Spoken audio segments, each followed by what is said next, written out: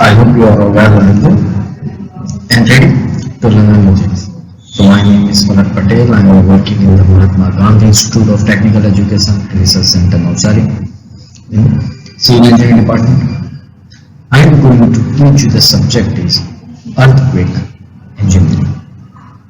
Right? This subject we will learn module 2 class D. Okay? और ये पूरा जो लेक्चर होगा वो बाइलिंगुअल होगा, मतलब मॉड्यूल 2 होगा और एक बी है, मतलब सेकंड क्लास है। मॉड्यूल 2 की फर्स्ट क्लास हमने कर ली थी। यहाँ जो हम चैप्टर है हमारा मॉड्यूल 2 है वो है fundamentals of earthquake vibration of the building. Fundamentals of earthquake vibration of the building हमने सर डिग्री ऑफ फ्रीडम तक कर लिया था। आज हम स्टार्ट करेंगे free vibration of single degree of freedom system. Right, क्या थोड़ा हमें स्टडी करना है, मुझे बिल्डिंग को स्टडी करना है, ठीक है। तो बिल्डिंग का मैकेनिज्म समझना, कॉलम कैसे बिहेव करता है, बीम कैसे बिहेव करता है, ये समझना। कभी आप स्टडी कर लें, देखिए सिंपल एनालिसिस बहुत आसानी से हो जाता है, सिंपल एनालिसिस करना बहुत आसान, लेकिन अर्थक्वेक फोर्स के हिसाब से एनालिसिस करना थोड़ा डिफरेंट हो जाता है। इसलिए हम पहले ना बेसिक समझते हैं, मतलब कुछ फंडा है, बहुत ही सिंपल है। हम कुछ सिस्टम को समझने की कोशिश करते हैं, उस सिस्टम को हम उसके बाद बिल्डिंग के ऊपर अप्लाई करेंगे, ठीक है। तो यहाँ हमें समझना है कि मुझे वाइब्रेशन समझनी है बिल्डिंग के।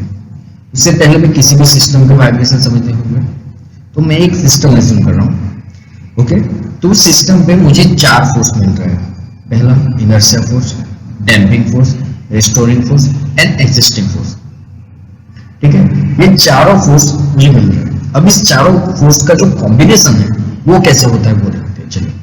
तो एक बॉडी है मेरे पास, ठीक है, एक क्यूब एंड मास का क्यूब है जिसे एक रोलर पे सपोर्ट पे रेस्ट किया गया है और उसके साथ एक स्प्रिंग अटैच कर दी गई है और स्प्रिंग एक फिक्स बॉडी के साथ कनेक्टेड है। नेक्स्ट एक डैम्पर भी उसके साथ कनेक्ट कर दिया गया है, ठीक है। डैम्पर क्या करता है, वाइब्रेशन को कंट्रोल करता है। हम पहले डेफिनेशन देख चुके हैं डैम्पिंग का, कि वाइब्रेशन की जो एम्पलीट्यूड है उसे कम करने की कोशिश करता है, उसे कंट्रोल करने की कोशिश करता है, ठीक है। तो ये मेरे पास एक सिस्टम है। अब इस सिस्टम पे मैं एक एक्सटर्नल फोर्स लगा रहा हूं यहाँ पे, ठीक है। इस डायरेक्शन में एक एक्सटर्नल फोर्स लग रहा है। अब क्या होगा, एक्सटर्नल फोर्स लगने की वजह से ये जो मेरा मास है रोलर सपोर्ट पे है, ये जो बॉडी है वो मूव होके यहाँ पे आ जाएगी, राइट, मूव होके यहाँ पे आ जाएगी। अब इस मूवमेंट की वजह से इसके अंदर एक फोर्स जनरेट होगा, एक फोर्स जनरेट होगा, ये होगा इनर्शिया फोर्स। इनर्शिया फोर्स पहले से बॉडी के अंदर नहीं था। क्या हुआ, मैंने एक्सटर्नल फोर्स लगाया, एक्सटर्नल फोर्स लगाने की वजह से इनर्शिया फोर्स जनरेट हो गया, मतलब ये एक्सटर्नल फोर्स इस मास के अंदर स्टोर हो गया। किस डायरेक्शन में, ऑपोजिट डायरेक्शन में, मतलब जिस डायरेक्शन में फोर्स है उसके ऑपोजिट डायरेक्शन में इनर्शिया फोर्स उसके अंदर स्टोर हो गया।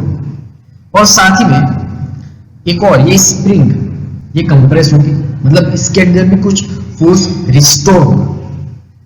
मतलब मुझे पूरे सिस्टम में सिर्फ एक्सटर्नल फोर्स लगाने की वजह से दो फोर्स मिले, पहला इनर्शिया फोर्स मिला और दूसरा रेस्टोरिंग फोर्स मिला, वो भी इनर्शिया फोर्स के डायरेक्शन में होगा, मतलब मुझे 2 फोर्स मिल रहे हैं, ठीक है।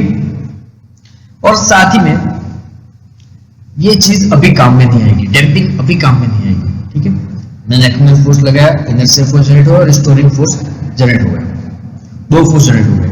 मैंने क्या किया, अब मैंने जो ये एक्सटर्नल फोर्स है वो हटा दिया, एक सेकंड से हटा देते हैं, मैंने ये फोर्स हटा दिया।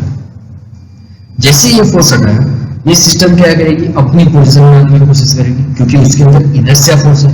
इनर्शिया फोर्स की डेफिनेशन ये है कि अगर आप किसी सिस्टम को उसकी पोजीशन से मूव करते हो तो वो बॉडी, वो सिस्टम अपनी पोजीशन में आने की ट्राई करती है और ऐसे में वो वर्क करती है, इनर्शिया फोर्स का इस्तेमाल करती है। तो वही चीज यहाँ पे हो रही है। अब इनर्शिया फोर्स और रिस्टोरिंग फोर्स एक साथ काम करेंगे। अब यहाँ फ्रिक्शन नहीं है, सॉरी एक्सटर्नल फोर्स हटा दिया है। अब जो वाइब्रेशन होगा, मतलब ये स्प्रिंग की जो रिस्टोरिंग कैपेसिटी है, वो जो स्टिफनेस है, उसकी वजह से क्या होगा, ये बॉडी मास वाइब्रेट होता रहेगा, ये मास अपनी जगह से वाइब्रेट होता रहेगा, ठीक है। अब इस वाइब्रेशन को कंट्रोल कौन करता है, डैम्पिंग करता है।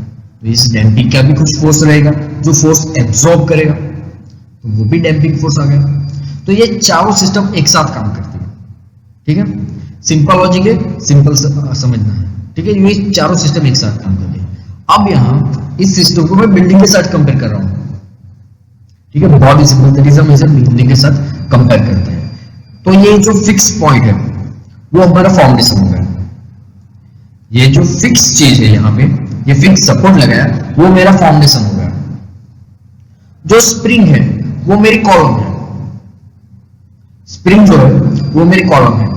मैंने कुछ डैम्पर के तौर पे लगाया, मतलब मैं क्या कहता हूँ, कुछ शॉक एब्जॉर्बिंग ऐसा कुछ लगा देता हूँ बिल्डिंग के अंदर, तो वो डैम्पर की तरह काम करेगा। मतलब हम वाइब्रेशन कंट्रोल के लिए कई बार ब्रिज के अंदर लगाते हैं, वैसी चीज है ये डैम्पर, ठीक है। कॉलम के अंदर मैंने शॉक एब्जॉर्बर के तौर पे कुछ लगा दिया, जो स्प्रिंग की तरह मूव होने की वजह वो जो एनर्जी है उसे एब्जॉर्ब कर लेगा, ठीक है। तो ये मैंने बिल्डिंग के साथ कनेक्ट कर दिया, क्या हुआ, फिक्स सपोर्ट हो गया, वो मेरा फाउंडेशन हो गया, स्प्रिंग कॉलम है, और ये जो मास है, ये जो बॉडी है वो मास है, उसके अंदर मेरा स्लैब, बीम, वॉल, ये सारी चीजें आ गई। और जो एक्सटर्नल फोर्स लगा वो था मेरा अर्थक्वेक फोर्स, ठीक है। एक्सटर्नल फोर्स मेरा अर्थक्वेक फोर्स। तो इस तरह से हमें सिस्टम को बिल्डिंग के साथ कनेक्ट करना, और जो बिहेवियर हमें देखने को मिला यहाँ पे सिस्टम का, वो बिहेवियर हम मैच करेंगे बिल्डिंग के साथ, ठीक है। ये होता है फंडामेंटल्स, बहुत ही सिंपल है, ठीक है। अब यहाँ हमारे पास चार फोर्स है। अब इस चारों फोर्स के हिसाब से हम सिस्टम को डिवाइड करते हैं। जैसे अगर एक्सटर्नल फोर्स जीरो हो गया, एक्सटर्नल फोर्स जीरो हो गया, मतलब हमारा वाइब्रेशन कौन सा हो गया, फ्री वाइब्रेशन। अगर बिल्डिंग के अंदर डैम्पिंग प्रेजेंट है, डैम्पिंग, ये डैम्पिंग अगर मैंने लगाया हुआ है, शॉक एब्जॉर्बर अगर लगाया हुआ है बिल्डिंग के अंदर, सिस्टम के अंदर, अभी सिस्टम ही बोलेंगे, बिल्डिंग में बात में बोलेंगे, अभी रखो कि सिस्टम के अंदर मैंने कोई डैम्पिंग लगाया हुआ है, तो वो वाइब्रेशन क्या होगा, फ्री डैम्प वाइब्रेशन।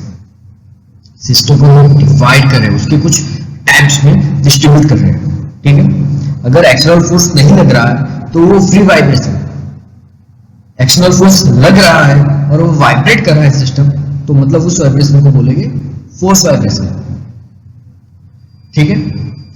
अब अगर एक्सटर्नल फोर्स नहीं लग रहा है, मतलब एक्सटर्नल फोर्स जीरो है, ऊपर से डैम्पिंग प्रोवाइड किए गए हैं, तो उसे बोला जाता है फ्री डैम्प वाइब्रेशन।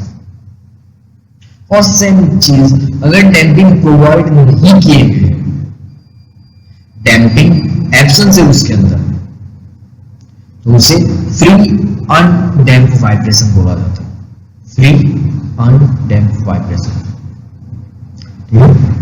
सिस्टम में रेडी होता है। ये देखिए यहाँ पे ये मास है, ये स्प्रिंग है, ये स्प्रिंग, ये डैम्पर्स, राइट। अब इस स्प्रिंग की वजह से हम किसी भी बॉडी को समझने की कोशिश कर सकते हैं, किसी भी सिस्टम को समझने की कोशिश कर सकते हैं, ठीक है। अब ये क्या किया है कि मैंने मशीन के जो फोर्सेस लग रहे हैं, जैसे इनर्शिया फोर्स लग रहा था, स्प्रिंग फोर्स लग रहा था, डैम्पिंग फोर्स लग रहा था, एक्सटर्नल फोर्स लग रहा था, उस चारों के अलग अलग नाम दे दिए। जैसे पहला inertia force mx, spring force kx, damping force cx and external force ft। ये चार नाम मैंने दे दिए। यहां देखिए ये फ्री बॉडी डायग्राम है, इस सिस्टम का ये फ्री बॉडी डायग्राम है। बाद में इस बॉडी को एनालिसिस करेंगे।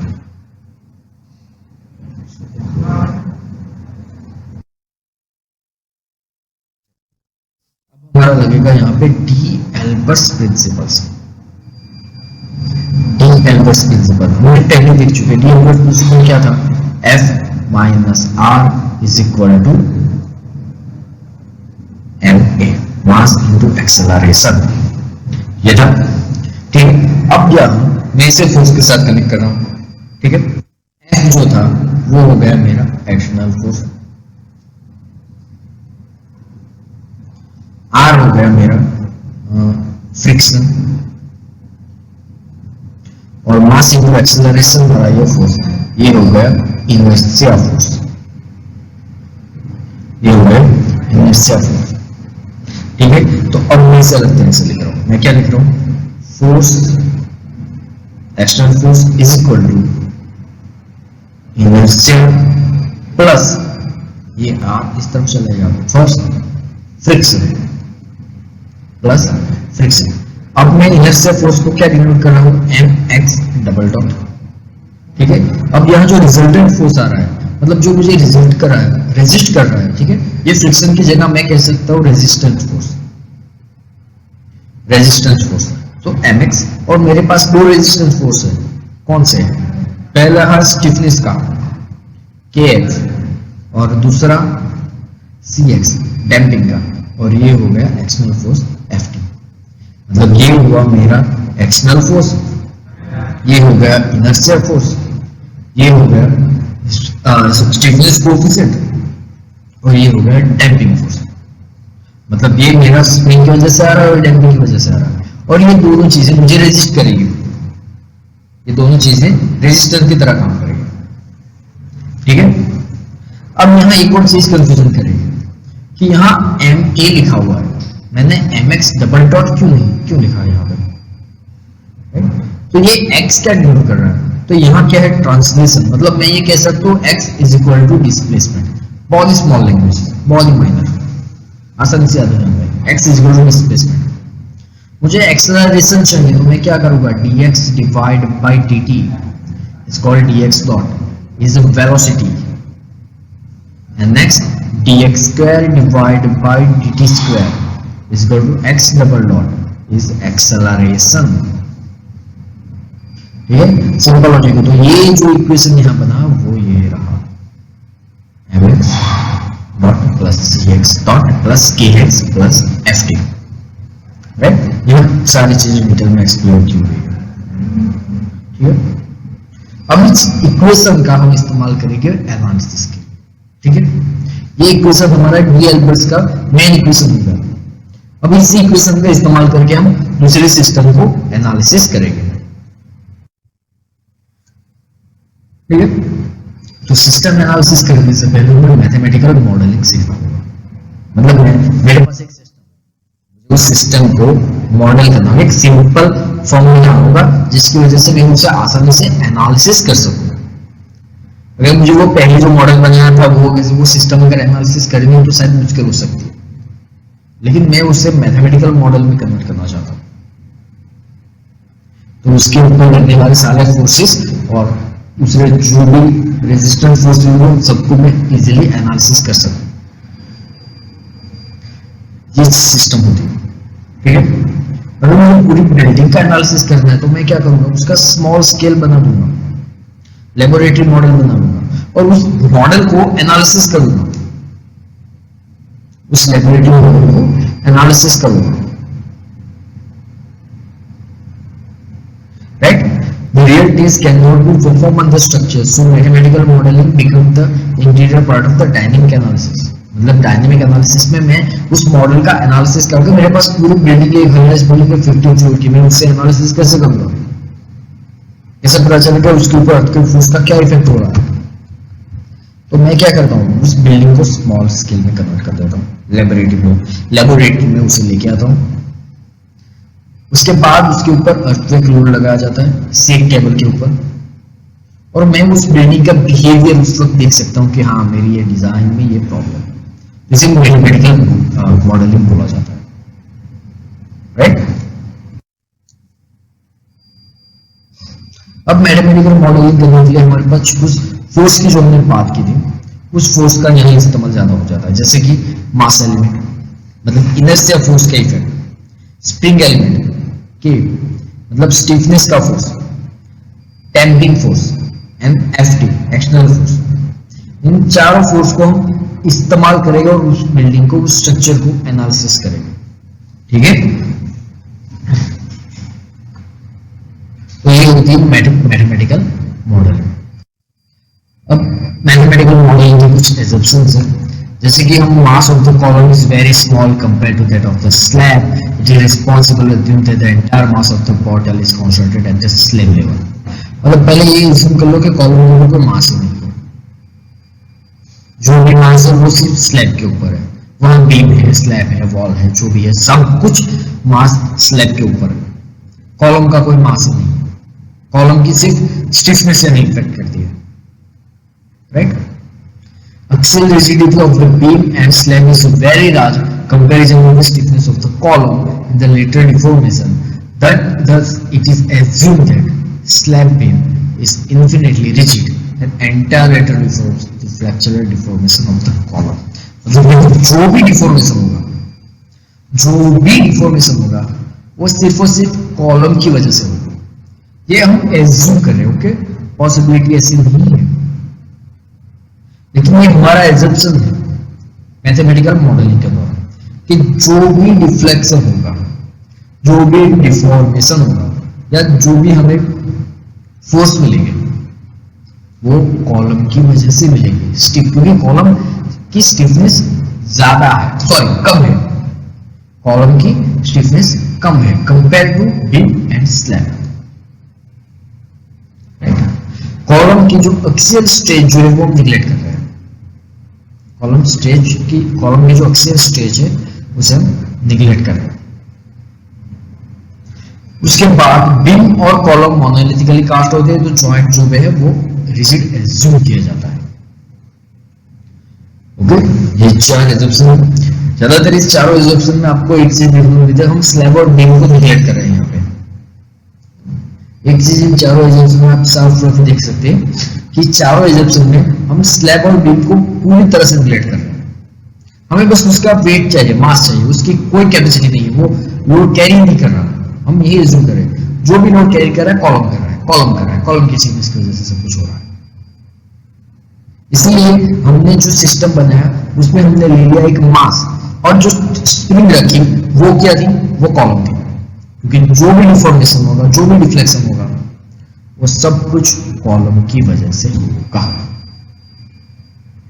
ठीक है। स्लैब और बीम का सिर्फ मास ही इंपैक्ट करेगा इनर्शियल फोर्स जनरेट करने के लिए, लेकिन डिफ्लेक्शन तो कॉलम की वजह से ही होगा, राइट। यहां सबसे इंपॉर्टेंट पार्ट आ जाता है हमारा कॉलम।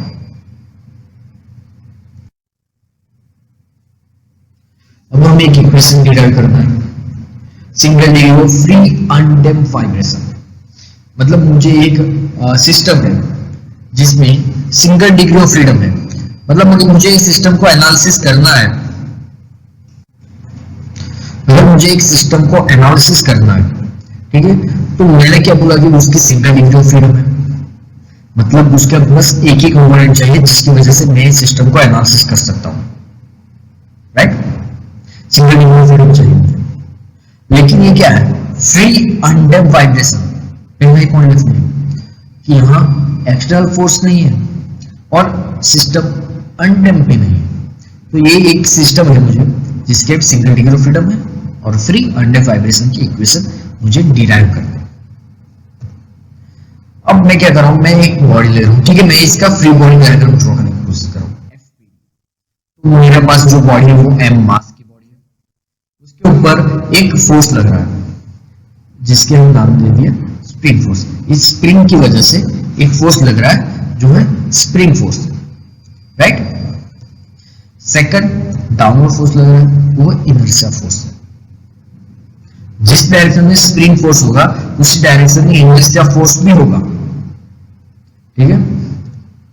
सेकंड अपवर्ड फोर्स लग रहा है, एक्सटर्नल फोर्स, लेकिन हमें क्या है, external force free undamped, external force zero है, लेकिन हमें इसका फ्री बॉडी डायग्राम ड्रॉ करना है, इसलिए मैंने आपको दिखा दिया कि एक्सटर्नल फोर्स ऊपर की तरफ लग रहा है और इनर्शिया फोर्स डाउनवर्ड, ठीक है।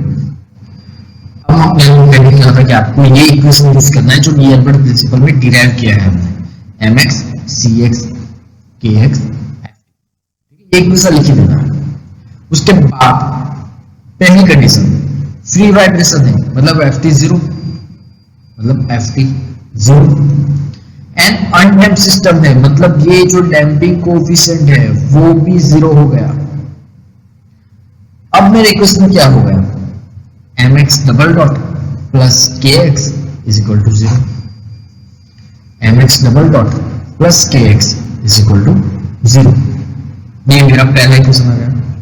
अब मैं इसके अंदर कुछ वैल्यूज पुट करता हूँ, किसी तरह से इसका सॉल्यूशन करता हूँ, तो मुझे सॉल्यूशन क्या मिलता है? x is equal to c1 cos omega t c2 sin omega t। x is equal to c1 cos omega t and c2 sin omega t। ये इक्वेशन मुझे मिल गया। मैंने यहाँ इक्वेशन डायरेक्ट लिख लिया है। अगर ये इक्वेशन कैसे आया वो डिटेल करनी है तो आपको फिर सिस्मोलॉजी पढ़नी होगी। हम यहाँ इंजीनियरिंग पढ़ रहे हैं, बहुत ही सिंपल अर्थक्वेक इंजीनियरिंग पढ़े, तो ये इक्वेशन डायरेक्ट आ गया। ये समझ लो कि मैंने इस इक्वेशन का सॉल्व किया और मुझे ये इक्वेशन मिला x is equal to c1 cos omega t plus c2 sin omega t। Right. अब इस इक्वेशन के अंदर जो c1 और c2 है वो कांस्टेंट है, जो c1 और c2 है वो कांस्टेंट है, और ओमेगा नेचुरल फ्रीक्वेंसी है, और cos omega and sin omega t are periodic function है। ठीक है। अब मुझे इस इक्वेशन को और डिफाइन करना है, मुझे इसे और डिटेल में, क्योंकि c1 और c2 कांस्टेंट है तो वो वैल्यू कहां से आएगी? ठीक है, c1 और c2 कांस्टेंट है तो वो वैल्यू कहां से आएगी, मुझे वही जानना है। तो मैं क्या करूंगा, अब जो मेरा c1 और c2 कांस्टेंट है उसके अंदर मैंने एक बाउंड्री कंडीशन अप्लाई कर दी। पहले if t is equal to 0 then x is equal to x0। मतलब इक्वेशन 2 जो था, जो सेकंड इक्वेशन था, उसके अंदर मैंने क्या किया कि टाइम 0 ले लिया। बाउंड्री कंडीशन मतलब मिनिमम और मैक्सिमम लिमिट। यहां टाइम की मिनिमम लिमिट 0 ही होती है, तो मैंने 0 ले लिया, तो उस वक्त x की वैल्यू x0 होगी। ठीक है, x की वैल्यू x0 होगी। अब यहाँ t की जरा 0 रखना है, मतलब cos omega 0 is equal to और sin ओमेगा 0 क्या वैल्यू होगी? अब ये cos 0 की वैल्यू आएगी 1 और sin 0 की वैल्यू आएगी 0। ठीक है, जब मैंने cos ओमेगा t की जगह 0 रखा और sin ओमेगा t की जगह 1 रखा, तो मुझे इक्वेशन मिला x0 is equal to c1 multiply by 1 plus 0। So c1 is equal to x0, c1 is equal to x0। ठीक है, अभी मुझे c2 भी फाइंड करना है, तो मैंने एक और बाउंड्री कंडीशन ली, लेकिन इस वक्त मैंने क्या किया, जो x का इक्वेशन था मेरे पास, x is equal to c1 cos omega t plus c2 sin omega t, इस इक्वेशन को मैंने डेरिवेटिव कर दिया, मतलब dx by dt कर लिया। तो ये इक्वेशन क्या हो गया, minus omega c1 sin omega t plus omega c2 cos omega t। मैंने एक और इक्वेशन बना लिया इसका, क्योंकि उस इक्वेशन में मैंने जैसे बाउंड्री कंडीशन 0 डाली। अब यहाँ टाइम वेरिएट है, मैंने टाइम बाउंड्री कंडीशन मतलब क्या, मिनिमम और मैक्सिमम। मेरे पास टाइम की मिनिमम वैल्यू 0 ही है, मैक्सिमम वैल्यू तो कोई भी हो सकती है। ठीक है, तो यहां भी मैंने t इज इक्वल टू 0 ले लिया इस इक्वेशन में भी, तो क्या होगा, sin 0 हो जाएगा और cos 1, so 0 plus c2 omega, so c2 is equal to x dot 0 divide by omega. मेरी दोनों वैल्यू आ गई c1 और c2 की। मुझे क्या करना है, बस इस इक्वेशन में एक वैल्यू पुट करनी है, x cos omega t plus x0 dot divide by omega into sin omega t। ये वैल्यू आ गई डिस्प्लेसमेंट की। मतलब मुझे अगर सिंगल डिग्री फ्रीडम का एनालिसिस करना है और मेरे पास नेचुरल फ्रीक्वेंसी और टाइम दोनों है, तो मैं उस सिस्टम का डिस्प्लेसमेंट निकाल सकता हूं। डिस्प्लेसमेंट का कैलकुलेशन बड़ी आसानी से कर सकता हूं। ठीक है,